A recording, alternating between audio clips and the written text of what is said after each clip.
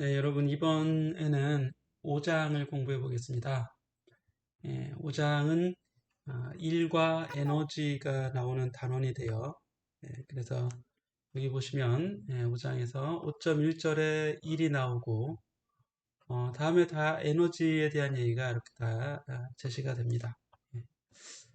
이렇게 해서 또 5.8절 끝날 때도 일에 대해서 또 이제 제시가 되기 때문에 일과 에너지의 개념을 생각하면 되는데, 이 5장에서 이제 다루는 내용은 역시 이제 운동이에요. 여기 보시면 어떤 물체가 어떤 힘을 받았을 때 어떻게 운동하는가, 이게 우리가 이제 앞에 단원까지 봤었던 내용인데, 그 운동을 해석하는 또 하나의 방법이 이 에너지라고 하는 물리량을 가지고 운동을 해석할 수 있다는 얘기입니다.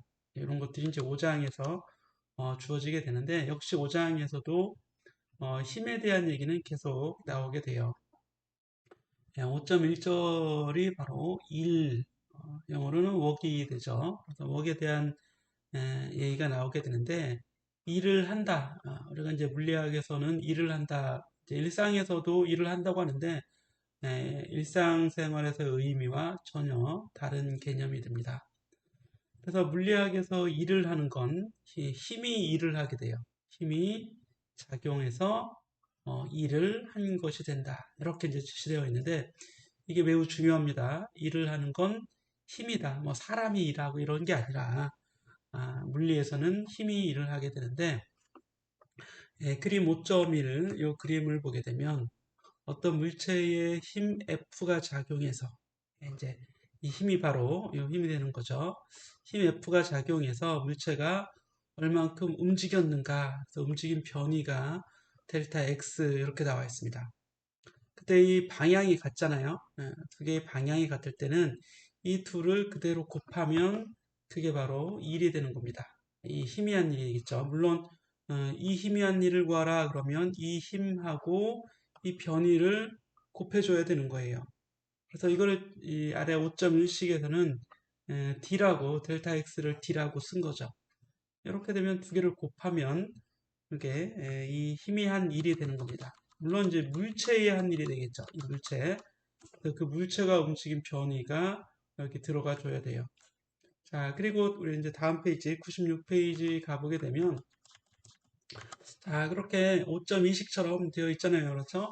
X축 방향으로 가해진 힘과 그 X축 방향으로의 변이를 곱해서 그 희미한 일을 구할 수 있습니다. 단위는 힘의 단위가 뉴턴이죠. 여기 뉴턴이 되고 일의 단위가 미터입니다. 그래서 뉴턴 미터가 길이 변이의 단위가 미터죠. 그래서 일의 단위는 뉴턴 미터가 되는데 얘를 우리는 대문자 J로 쓰고 줄이라고 했습니다. 1줄이란 1 뉴턴 미터를 얘기하는 겁니다. 근데 1뉴턴은 우리 앞에서 봤었죠. MA가 되니까 킬로그램 미터 퍼 세크 제곱인데 여기에 미터를 한 번 더 곱해서 줄의 단위를 분석해 보면 킬로그램 미터 제곱 나누기 초의 제곱 이런 형태로 되어 있습니다. 그렇죠? 뉴턴을 분석해서 뉴턴 미터를 다 킬로그램 미터 세크의 단위로 써보니까 이런 단위가 나온다는 얘기죠. 자, 그래서 단위까지 이렇게 이제 보게 되고 5.1번 팁에 보게 되면 1은 스칼라량이다 그랬는데 1은 방향의 개념이 없어요. 1에는 물론 여기 힘과 변위에는 방향이 들어있는 것 같지만 이 둘은 같은 방향끼리만 곱하는 결과입니다. 그래서 이 연산의 결과가 이 벡터에서는 내적이라고 하는 거고 이 내적은 같은 방향끼리 곱한 경우에는 방향의 개념이 사라집니다. 그렇게 이제 약속을 한 거예요. 그래서 1은 벡터가 아닌 스칼라가 된다. 이것도 좀 새롭게 알아두시죠. 자, 이렇게 해서 우리 이제 96페이지도 쭉 넘어가는데 97페이지 그림에 보게 되면 이런 그림이 나옵니다. 물체의 어떤 힘이 이 힘은 이 알짜 힘이 아니에요. 여러분들 혹시 이 힘은 알짜 힘이 아니라 그냥 어느 하나의 힘입니다. 힘이 이렇게 작용했는데 수평과는 세타의 각도로 이렇게 작용을 했죠. 그때 물체는 이만큼 움직였어요. 여기 있던 물체가 여기까지 온 거죠. 그래서 처음 점에서 나중 점으로 화살표 그으면 그게 물체의 변이가 되는 겁니다. 그럼 이때는 이제 각도 세타만큼 F와 델타 X 사이에 이 사이각이 있게 되죠. 0이 아닌 각이 있습니다. 그러면 이 F가 한 일을 구하라. 이 물체의, 물론 이 물체의 한 일이겠죠. 이 물체의 한 일을 구하라. 그러면 힘의 크기 F하고, 변이의 크기, 여기서는 델타 X라고 안 하고 그냥 D라고 했어요. D나 델타 X 똑같은 거예요. 델타 X 변이의 크기를 그냥 D라고 둔 겁니다. 그냥 델타 X의 크기라고 해도 됩니다. 여기에 둘의 사이각의 코사인 값, 코사인 세타를 곱해서 물체에 하는 일을 구해낼 수 있는데, 그 원리는 이 F의 수평 성분의 힘, 우리 같은 방향끼리만 곱한다고 그랬잖아요. 그래서 물체가 움직인 변이 방향으로의 힘의 성분, 그게 바로 F 코사인 세타죠. 그래야 이게 오른쪽 성분이 되는 겁니다. 같은 성분끼리 곱해야 된다고 그랬죠. 그래서 이 둘을 곱하는 거예요. 그러면 결국 또 이런 크기가 나오게 됩니다. 5.30과 같이 이렇게 해서 우리가 방향 사이각이 있는 경우에도 그 희미한 일을 구해볼 수 있습니다. 그렇다면 여기 5.3번 그림 보게 되면 자, 양동이를 이렇게 이제 손으로 들고 오른쪽으로 움직였어요. 그러면 이 손으로 드는 힘이 물체의 한 일을 구하라 그러면 얘는 위쪽 방향이죠. 그리고 이 힘이 위쪽 방향이라는 얘기고 물체의 변이는 오른쪽 방향이죠. 그러면 같은 성분이 없죠. 평행한 성분이.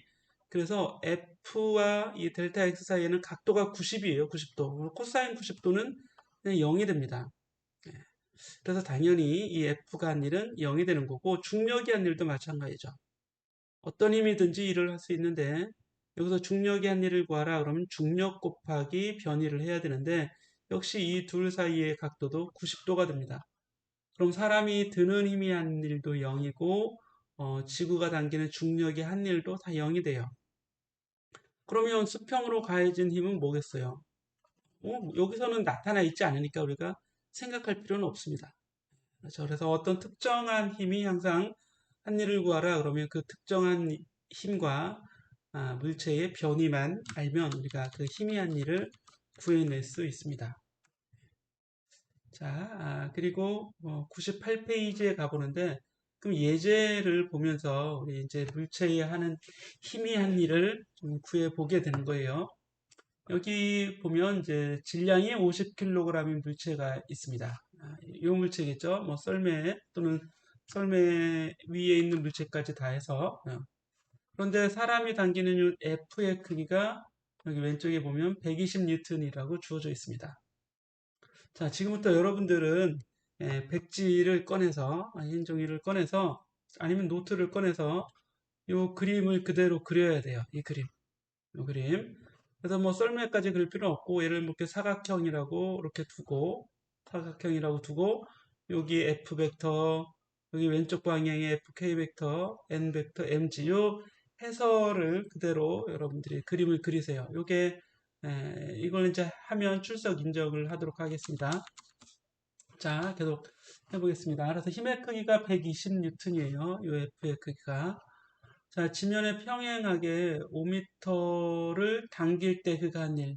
근데 지금은 평행하진 않죠. 근데 이제 A번은 세타는 0도가 되도록 수평으로 당길 때 한 일을 구하라. 그러면 그가 한 일, 그러면 이 사람이 이 물체에 하는 일을 구하라는 뜻입니다.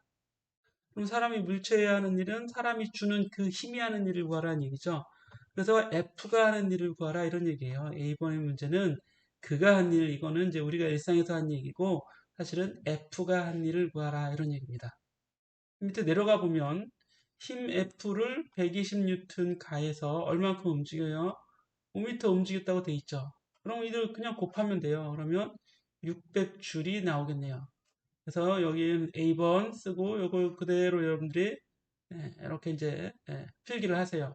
필기를 하고 B번은 어떻게 돼 있냐면 B번은 30도의 각도로 당기는데 힘은 똑같이 이 힘을 준 거예요. A번, B번이나 힘은 똑같이 준 겁니다. 이때 한 일은 얼마인가 그러면 우리 이제 해설을 보면 그 힘 곱하기 변이 5m 이동했어요. 똑같이 5m 이동한 결과입니다. 그런데 여기에 30도의 각도가 있으니까 코사인 30도 하면 2분의 루트 3배가 돼야겠죠. 원래 거에.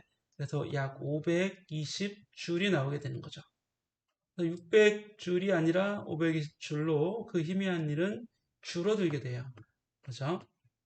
자, 그리고 이제 10번 문제가 있는데 12.3m 되는 곳에서 줄을 놓았다. 얼음과 썰매 사이에 45N의 마찰력 때문에 썰매가 18.2m 되는 곳까지 멈추었다. 이때 마찰력이 썰매의 한 일을 구하라. 마찰력도 일을 할 수 있습니다. 마찰력도 힘이기 때문에 그러면 이 마찰력의 크기를 구하고 이동 거리를 구하면 되는데 이걸 12.4에서 18.2니까 5.8m 이동한 거죠. 그래서 마찰력을 구해서 마찰력 어떻게 구했나요? 여기 가보면 마찰력은 45N이라고 나와 있나요? 이게 이걸 좀 구해줘야겠죠. 이 문제에 보면 여기서 어떻게 이동했는지를 좀 알아야 됩니다. 마찰력 자체가 45N으로 아예 그냥 정해져 있어요. 그렇죠? 그러니까 뭐 마찰력을 굳이 구할 필요도 없네요. 이미 문제에 나와 있으니까. 그래서 여기 이제 45 넣어주고 45 넣었는데 방향이 어때요? 왼쪽 방향으로 마찰력이 작용하죠. 뭐 그렇게 해도 되고 아니면 여기는 이제 방향까지 이렇게 나왔는데 크기 45하고 움직인 방향은 오른쪽으로 5.8인데 둘이 이루는 각도가 180도가 됩니다. 그래서 여기 코사인 180도가 이렇게 곱해져서 마이너스 1이 된 거예요. 그렇게 여러분들이 해석하는 게 더 낫겠죠. 그래서 마찰력의 크기, 변이 같은 방향이 아니라 반대 방향이죠. 그러면 마이너스를 이렇게 붙여주는 걸로 여러분들이 기억을 하면 매우 간편하게 이 값을 구해낼 수 있습니다. 이렇게 구해봤더니 마찰력이 하는 일은 마이너스가 나오게 되죠. 그래서 이 각도가 90도보다 더 크면 힘의 각도, 힘의 방향과 변이 방향이 90도보다 큰 경우 서로 반대 방향으로 작용했다는 얘기죠. 이 움직이는 방향과 반대 방향으로 힘이 가해졌다는 얘기이기 때문에 이렇게 마이너스 1이 나오게 되는 겁니다. 요거를 여러분들이 1은 스칼라인데 왜 마이너스 했나 이렇게 이제 생각할 수도 있겠는데 스칼라도 부호가 있어요. 벡터에서의 부호는 방향을 의미하지만 스칼라에서의 부호는 단순히 더해졌는가 빼졌는가 이런 개념을 의미하게 됩니다. 그래서 이제 마이너스가 나온 건 이 시스템에서 또는 물체에서 에너지가 감소하도록 힘이 작용했다 이런 의미로 해석을 하면 되는 거죠. 그래서 마찰력이 작용하면 운동 에너지가 감소하죠.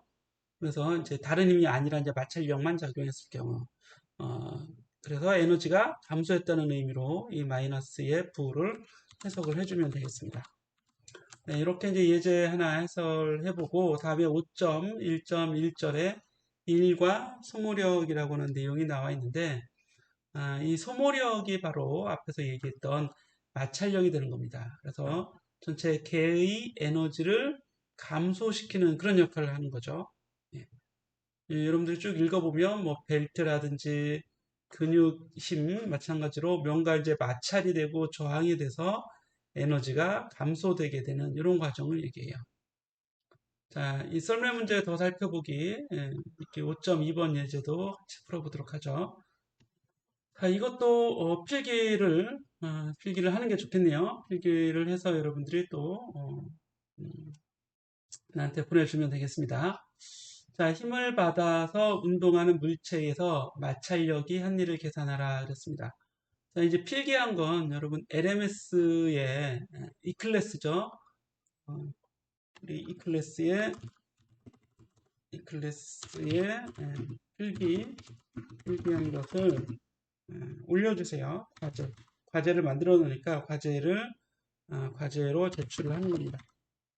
필기한 거는 사진을 찍어서 제출하는데 사진을 그 어떤 사진을 이것도 PDF로 변환해서 제출하세요. 안 그러면 내가 읽지를 못합니다. 예. 사진은 다양한 포맷들이 존재하기 때문에 내가 읽지를 못하고 PDF로 변환해서 이 클래스에 올려놓으면 이걸 보고 잘 필기가 돼 있으면 출석을 한 것으로, 그렇지 않으면 출석을 안 한 걸로 할 거예요. 변환했는데 역시 이제 이름하고 노트에 이름이랑 이런 걸 좀 써주면 좋겠습니다. 자, 요게 여러분들이 출석을 했는지 안 했는지 이걸 가지고 판단을 하도록 하겠습니다. 자, 문제는 자, 50kg의 썰매와 눈 사이의 운동 마찰 개수가 이번에는 0.2가 됩니다. 마찰 개수가. 마찰력이 아니라 마찰 개수가 주어져 있는 거죠. 0도에서 120N의 힘으로 수평으로 5m 끌 때 마찰이 썰매의 한 일과 알짜 1을 구하시오. 그래서 여기 이제 새로운 용어 알짜 1이 나오게 됩니다. 그러면 알짜 1이라고 하는 건 알짜 힘이 한 일을 알짜 1이라고 해요. 물론 이제 그리고 또 알짜 1은 알짜 힘이 하는 일을 알짜 1이라고 합니다. 그래서 이 알짜 힘은 합력이죠. 그 물체에 작용한 모든 힘을 다 더한 힘. 요거를 알짜 힘이라고 하죠. 그러면 마찰 계수를 적용해서 마찰력을 구해줘야 되는데 이렇게 구하면 되겠죠. 수직력과 마찰 계수를 곱해서 마찰력을 구합니다. 그렇죠? 그때 이 수직력은 mg가 되죠. 수직력이죠. 수직력 자체는 이제 수직 방향으로는 힘이 평형이 이루어져 있기 때문에 mg가 되고 여기 mg 곱하기 마찰 계수 0.2 이렇게 이제 곱해진 거예요. 그래서 이게 마찰력이 되는 거죠. 요만큼이 마찰력 곱하기 이동 거리 곱하기 코사인 180도. 코사인 180도가 이제 마이너스가 되는 겁니다. 그래서 마이너스 490줄의 1을 마찰력이 하게 되는 거죠. 이게 이제 A번 문제가 되고 B번 문제의 경우에는 30도로 가해졌다면 그러면 이제 문제가 좀 달라집니다. 이때는 마찰력 자체가 우리 앞에 이제 그림부터 다시 가보는데요. 이 그림에서 보게 되면 위로 작용하는 힘이 수직력 N이고 아래로 작용하는 힘이 mg만 있는 게 mg가 있죠. 그런데 F가 이렇게 각을 가지게 되면 F의 사인 성분이 이 F의 위쪽 수직 성분이 위로 또 작용하게 되잖아요. 그렇죠? 이렇게 작용하는 힘이 F 사인 30도가 존재합니다. 그래도 어쨌든 수평 방향으로는 수직 방향으로는 힘이 평형이 이루어져 있기 때문에 여기 n 더하기 f 사인 30도는 mg랑 같아야 돼요. 그렇죠? 그래야지만 이 수직성분의 힘이 평형을 이루게 되겠죠. 다시 얘기하면 n 위로 이제 n이 있고 더하기 f 사인 30도가 있죠. 여기 이제 위쪽으로 작용하는 힘이 되는 거고 아래쪽으로 mg가 작용하죠. 이게 이제 y축 방향의 총 힘이 됩니다. 합력이. 근데 이걸 더하면 얼마예요? 이걸 더하면 0이겠죠. 수직축 방향으로는 힘이 평형이 이루어져 있기 때문에 따라서 n은 얼마가 돼요? n은 이제 mg 오른쪽으로 이항이 찌고 f 사인 30도 이항해 주면 이런 형태로 n을 구해 줄 수 있습니다. 그래서 이 식을 아래 예제 5.2로 가보면 여기에 이렇게 쓴 거죠. 그래서 이 수직력이 그냥 n이 그냥 mg가 아니라 이번에는 mg f 사인 30도 이렇게 나오게 되는 겁니다. 그리고 여기 뮤k 마찰계수 0.2를 넣어준 거고 이동거리는 똑같이 5m라고 그랬죠. 그래서 이렇게 넣어준 겁니다. 0.2 곱하기 여기 mg f인가 요거를 계산하는 거잖아요. 여기 이제 y축 방향의 힘의 평형이 이루어진 거고 요거를 이제 계산해서 여기 대입을 한 겁니다. 그랬더니 이번에는 마이너스 430줄의 1을 마찰력이 하게 되는 거죠. 그래서 이제 알짜 1을 구해보라 그랬는데 알짜 1은 모든 힘이 하는 일이죠. 그래서 가해준 F가 하는 일, 사람이 하는 일이겠죠. 이거는. 그리고 마찰력이 하는 일, 그리고 수직력이 하는 일, 중력이 하는 일을 모든 힘을 다 더하는데 이 Y축 방향의 힘은 어차피 더하면 다 0이에요. 그렇죠? 그래서 그 힘이 하는 일은 그냥 0입니다. 그러면 X축 방향의 알짜 힘이 하는 일만 구해도 되겠죠. 그래서 사람이 하는 일이 플러스 520줄, 마찰력이 하는 일이 마이너스 430줄. 그래서 알짜 힘은 90줄의 일이 계산이 되는 거죠. 이렇게 해서 여러분들이 더 공부를 해보시기 바랍니다. 자, 그러면 B번까지 다 구해볼 수 있었는데 앞에서 이 X축 수평으로 운동한 경우 역시 수직 힘이 하는 일은 0이 되고 사람이 하는 일, 마찰력이 하는 일 더해서 110줄의 일을 하게 되는 겁니다. 그래서 A번, B번 알짜 힘이 하는 일이 다르게 되죠. 이것도 한번 구해 보면 좋겠습니다. 이렇게 해서 예제 5.2까지 구해보고 이제 100페이지가 됐는데요. 100페이지는 여기 이제 정리하라고 하는 게 나옵니다. 정리는 분리해서 이제 법칙보다 더 개념이 더 큰 개념의 그런 내용 물리법칙 뭐 아주 큰 범위가 큰 물리법칙이라고 생각을 하면 되겠습니다. 내용은 아래쪽 요거 다 생략하기로 하겠습니다. 여러분들이 더 공부해보면 이미 알았던 거예요. 알고 있는 건데 중요한 개념은 바로 여기 이렇게 되어 있습니다. 일단 먼저 운동에너지라고 하는 요 항을 정의하는데 앞에서 나오는 요것들은 이제 운동에너지라고 부르게 되고 그래서 운동에너지는 영어로 카이네틱 에너지가 됩니다. 줄여서 우리는 KE라고 할 거예요. 기호로. 운동에너지는 그 물체, 운동하는 물체의 질량과 속도의 제곱을 곱한 다음에 2로 나눠요. 이게 운동 에너지입니다. 그래서 여러분들이 기억할 때는 2분의 1 mv 제곱 이렇게 운동 에너지를 기억해 주면 됩니다. 자, 단위를 살펴볼 텐데 질량의 단위 킬로그램이죠. 그리고 v 제곱이니까 미터 퍼 세크의 제곱이 되는 겁니다. 그런데 이거는 다름 아닌 우리가 앞에서 봤던 에너지의 단위 줄과 같아지게 되죠. 1의 단위 줄과 같습니다. 그래서 1의 단위나 운동 에너지 또는 에너지의 단위나 동일한 단위 줄을 쓰게 되는 거죠. 그리고 1 에너지 정리가 이제 여기 나오게 되는데 이게 뭐냐면 물체의 한 알짜일 이게 WR자로 표시한 겁니다. 물체에 가해진 알짜일 바로 알짜 힘이 하는 일이라고 그랬죠. 모든 힘이 하는 일 또는 알짜 힘이 하는 일 같은 개념입니다. 근데 이 결과는 물체의 운동 에너지 변화와 같다 이런 얘기예요. 그래서 운동 에너지의 변화와 같다. 그러면 나중 운동 에너지에서 처음 운동 에너지를 빼주면 그게 바로 운동 에너지 변화량이 되는 거죠. 이렇게 해서 이 내용이 바로 1 에너지 정리라고 하는 겁니다. 아주 중요하니까 잘 알아두세요. 자, 그러면 100페이지는 넘어가겠습니다.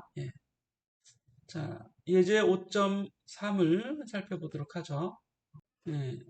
자동차가 1000kg의 질량을 가지고 있습니다. 바로 여기 이 자동차입니다. 승용차 같으네요.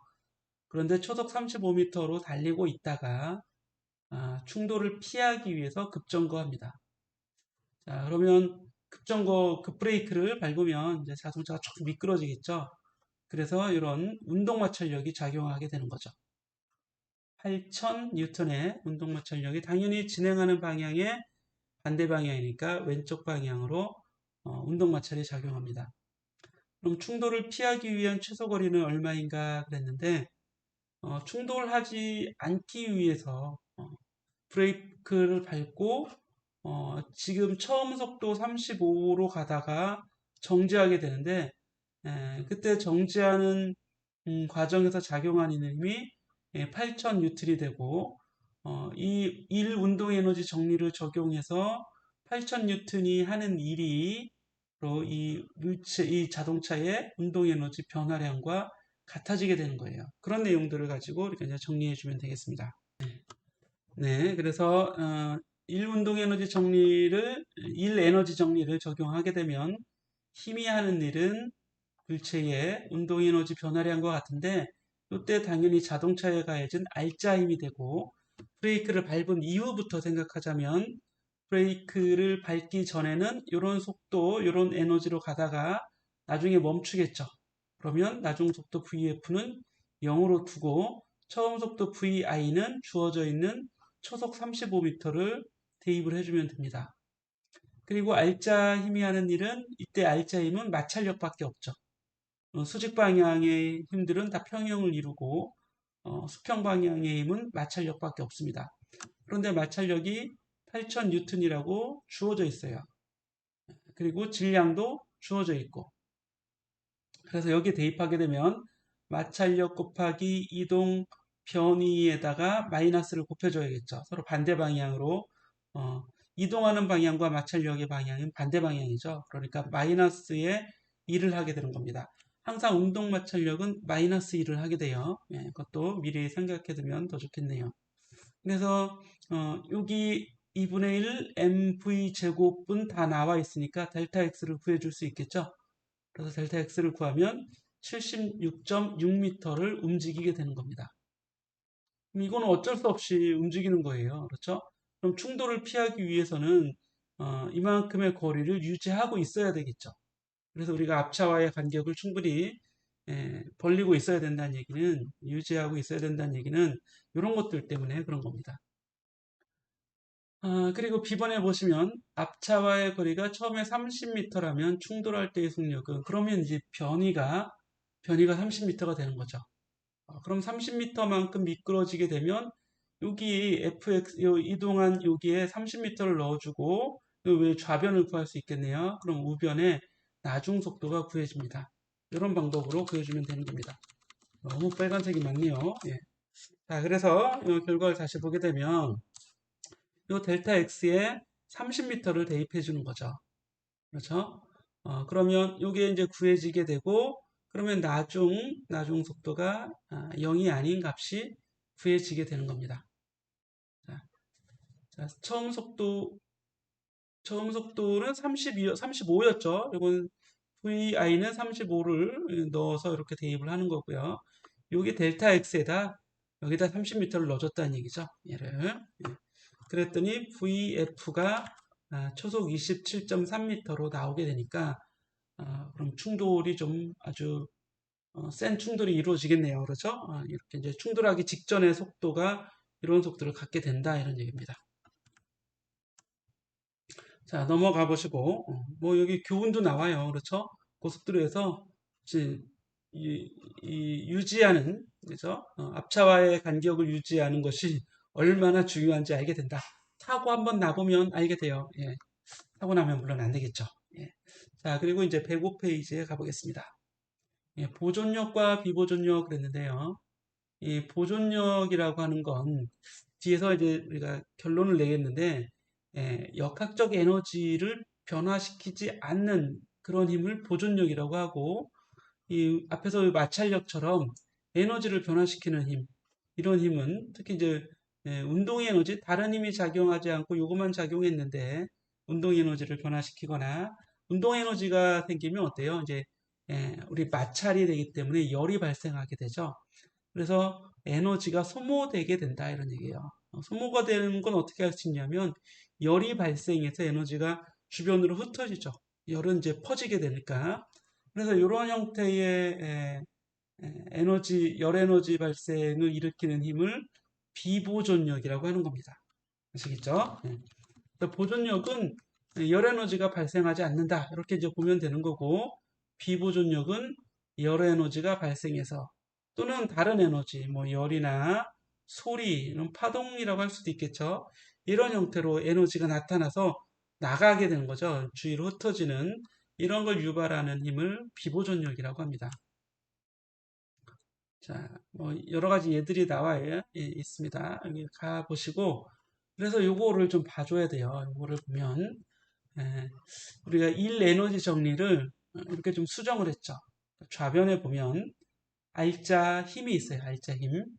알짜 힘이 있는데 이 알짜 힘이 하는 일이죠. 알짜 일은 보존력이 하는 일, 보존력이 하는 일, 이거 WC와 비보존력이 하는 일, WNC로 나타냅니다. 보존력이 하는 일을 WC, 비보존력이 하는 일을 WNC로 부르는데 이렇게 두 개로 나눌 수 있어요.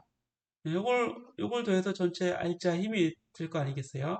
역시 운동 에너지 변화량으로 나타나게 됩니다. 그런데 여기 보면 보존력이 하는 일은 포텐셜 에너지로 나타낼 수 있다 그랬습니다. 보존력이 하는 일은 포텐셜 에너지로 나타낼 수 있다. 그래서 포텐셜은 나중에 다시 또 나옵니다. 여기 5.3부터 나오게 되는 거예요. 그래서 여기를 보게 되는데 이제 새로운 용어가 나왔죠.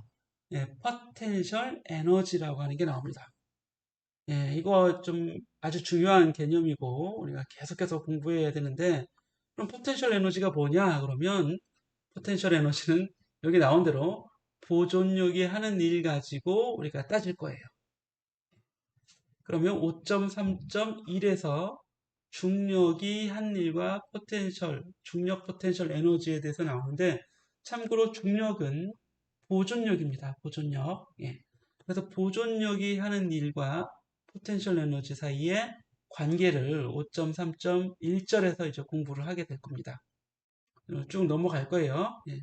그래서 104페이지 가보면 104페이지 가보면 5.12 그림이 나오는데 이 그림을 좀 보도록 하겠습니다. 자, 책이 위에 있다가 아래로 떨어지는 것 같아요. 예, 델타 Y만큼 이 높이만큼 책이 아래로 이렇게 이제 떨어지게 됩니다. 그러면 이 과정에서 여기 있다가 여기로 왔잖아요. 그럼 이동 거리가 델타 Y가 되고 작용하는 중력은 mg가 됩니다. mg. 그럼 이 중력이 하는 일을 구하면 중력이 하는 일은 mg가 작용해서 델타 Y만큼 움직이는 건데 방향이 같은 방향이죠. 그러니까 그대로 곱해주면 되죠. 힘 곱하기 편위. 그래서 mg 델타 y가 돼요. 델타 y는 이 처음 높이 yi, 처음 위치 yi에서 yf를 빼준 거잖아요. 그렇죠? 이 차이니까. 그래서 mg yi 마이너스 mg yf 이거랑 같은 거죠. 이게 바로 중력이 하는 일이 됩니다. 그래서 중력이 하는 일을 이렇게 WG라고 써준 거예요. WG는 자 mg 곱하기 yi 마이너스 yf가 되는 거죠. 그런데 이게 델타 y잖아요. 그렇죠? 그런데 요거를 부호를 바꿔서 반대로 씁니다. 여기 마이너스 써주고 얘네 부호 바꿔도 그대로죠. 그래서 mg yf 마이너스 mg yf 더하기 mgyi 이런 형태가 되는 거죠. 예. 어려운 거 없습니다. 그렇죠? 예. 살짝 바꿔놓은 것 뿐이에요. 이거를. 자, 그러면 우리가 앞에서 1 에너지 정리를 이렇게 이제 공부했었죠. 알짜 힘이 한 일은 운동 에너지 변화량이다. 이게 1 에너지 정리였는데 이 알짜 힘은 알짜 일은 비보존력이 하는 일과 보존력이 하는 일로 나눠 놓을 수 있습니다. 그런데 보존력은 중력이 보존력이에요. 미리 힌트를 주면. 그래서 여기는 중력이 하는 일을 써주면 되는데 중력이 하는 일 우리 바로 요거 구한 거잖아요. 5.90. 예. 그래서 마이너스 mg yf 마이너스 yi 이렇게 써준 거예요. 얘를 이항하면 이렇게 나오겠죠. 이렇게. 그죠? 요거 이항해서 이쪽으로 가는 거니까. 자, 그래서 비보존력이 하는 일은 운동 에너지 변화에 보존력이 하는 일의 마이너스와 같다. 이런 얘기입니다. 이게 보존력이 하는 일이죠. 근데 이거의 마이너스예요. 오른쪽으로 가니까. 그렇죠? 아니면 그대로 얘를 그대로 써놓고 이렇게 해도 돼요. 이렇게. 네. 자, 그런 다음에 우리 내려가서 이런 걸 새롭게 정의를 합니다. 여기 보면 mgyf-mgyi 이거 있잖아요. mgyf-mgyi 그래서 이거를 PE라고 하고 우리가 이제 potential energy의 PE입니다. PE 이거를 mgy라고 정의를 해줍니다. 그러면 5.10b식에 있는 얘는 나중 PE에서 처음 PE를 빼준 것과 같죠. 그렇게 나오겠죠. 예. 자, 그러면 이건 이렇게 정리할 수 있어요. 뒤에 넘어가면 이렇게 정리할 수 있는 겁니다. WNC는 즉 비보존력이 하는 일은 운동 에너지 변화량에 포텐셜 에너지 변화량을 더한 것과 같다 이런 얘기예요. 아시겠죠? 네. 자, 앞에 있는 식 다시 보겠습니다. 요 식이죠. 5.10b식인데 여기 너무 지저분하니까 약간 너무 강조를 하다 보니까 그래요. 음, 정리를 한번 해보도록 하죠. 이렇게 지우고 보면 이것도 보겠습니다. 이렇게 정리 지우고 보니까 어때요? 자, 쭉 공부했던 식인데 요 결과 원래 요거였잖아요. 원래 요거를 정리하는데 MGY를 P2로 두면 이렇게 정리가 된다는 얘기예요. 이렇게 똑같은 식을 여러 번 쓴 겁니다. 그렇죠? 예, 이렇게 쓰는 거예요. 자, 그때 중력 포텐셜 에너지라고 하는 걸 MGY로 정의했습니다. 그러니까 식이 이렇게 간편하게 되는데 에너지의 항으로만 다 우리가 이제 나오게 되는 거죠. 일과 에너지로만. 좌변은 비보존력이 하는 일. 우변은 뭐예요? 운동 에너지 변화량, 위치 에너지 변화량 이렇게 될 수 있습니다. 그렇죠? 그리고 우리가 예제를 좀 살펴보게 되는데요. 어떤 예제를 살펴보냐면 예, 스키에 왁스를 칠하라 뭐 이렇게 되어 있네요.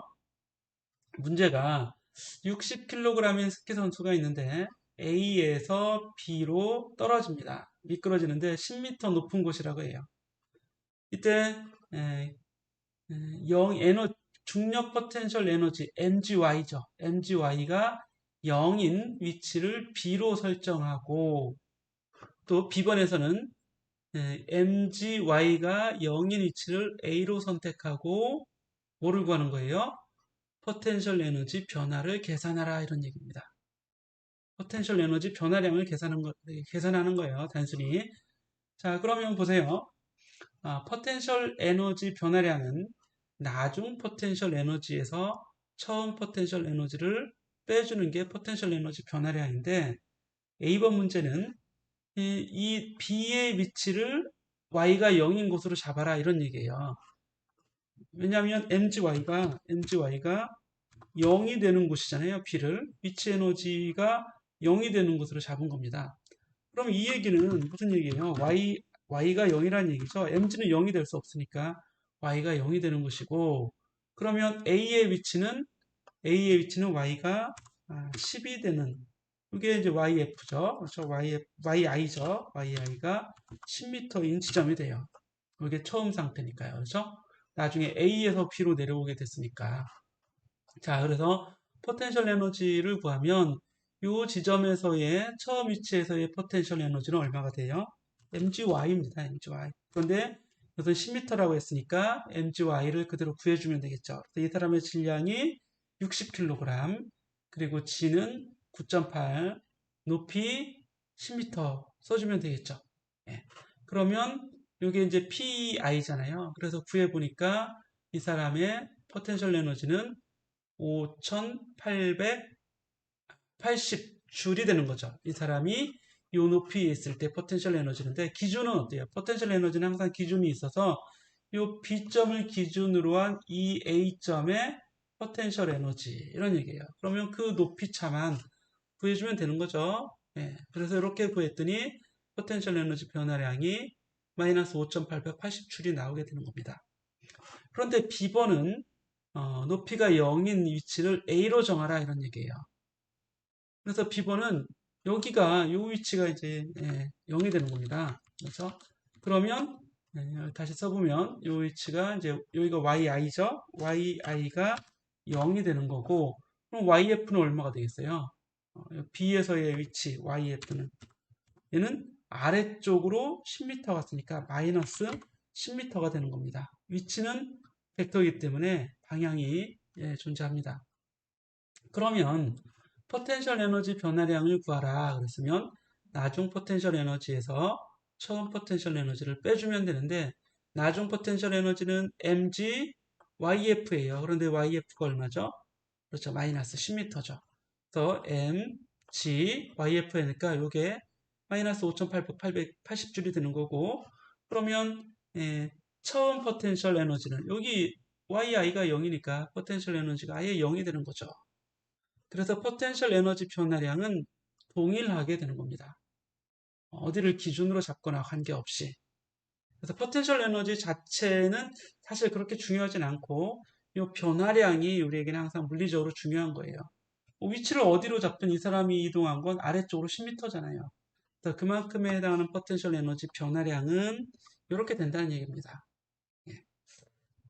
자, 그래서 위치에 관계없이 위치 변화만 다른 어떤 임의의 점을 기준으로 해도 마찬가지죠. 예. 5.3.3절 갑니다. 여기 상관없이 이게 이제 중요한 거고요. 5.3.3절에 가보면 중력과 역학적 에너지 보존 그랬는데 여기는 우리 2차 시 잠시 쉬었다가 다음 시간에 계속하겠습니다. 자, 과제가 뭐였죠?